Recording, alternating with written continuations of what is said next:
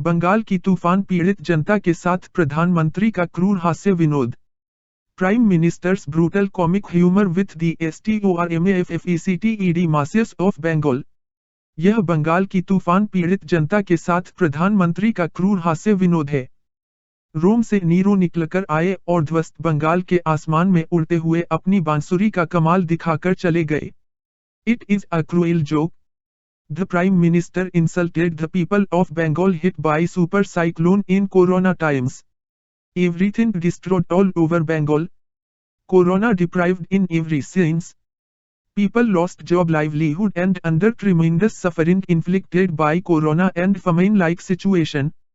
Millions of millions lost in the super cyclone despite limited death toll, and the Prime Minister announced a package of only 1,000 crore. Nero came out from Rome and played music in the sky.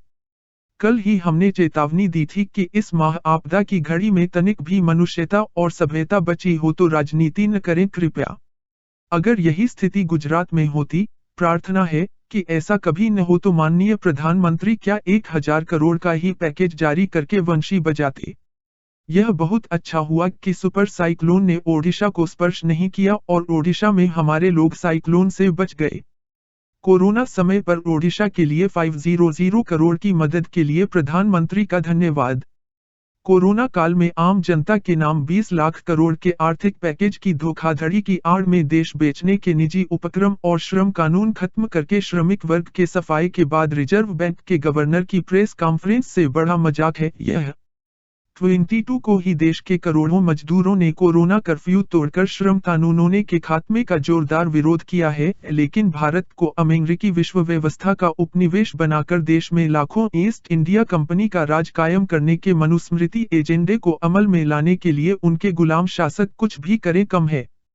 1942 से 1946 तक British सरकार के श्रम मंत्री और भारत के संविधान निर्माता, देश के पहले कानून मंत्री की हैसियत से बाबा साहेब भीमराव आम्बेडकर के बनाए सारे कायदा कानून खत्म करने के बावजूद इसी मनुस्मृति की पैदल सेना बना हुआ है बहुजन समाज।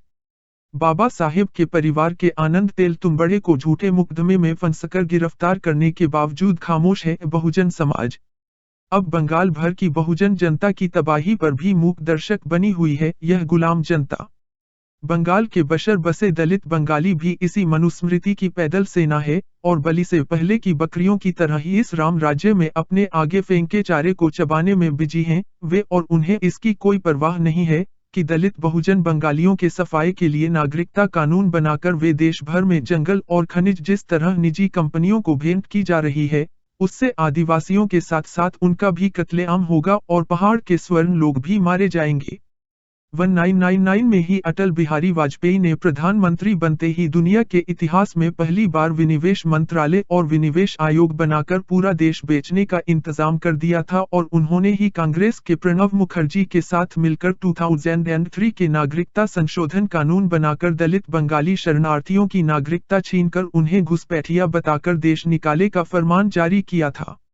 अब शरणार्थियों की नागरिकता बहाल करने का वायदा करके उन्हें उनकी जमीन जायदाद से बेदखल करने का खूबसूरत बंदोबस्त हो गया, जिसके खिलाफ 70 के दशक से मेरे पिता पुलिन बाबू लड़ते रहे और 2003 से लगातार मैं बोल और लिख रहा हूं। दिनेशपुर के अलावा देश भर में कहीं भी बंगाली दलित शरणार्थियों को भूमिधारी हक नहीं है। वे सरकारी जमीन पर बसाए गए हैं और सरकार कभी भी विदेशी नागरिक बताकर उन्हें बेदखल कर सकती है। भारत विभाजन के असली शिकार बहुजन हैं और नई कंपनी राज में उन्हें दौड़ा-दौड़ाकर मारा जाएगा। कोरोनकाल के सारे दृश्य परिदृश्य यही बता रहे हैं। अंधी बहरी गुलाम प्रजा मारे जाने के ये है। मनुस्मृति राज है और ढोल गवांग्र पशु ओ नारी सब है ताड़न के अधिकारी। पलाश विश्वास।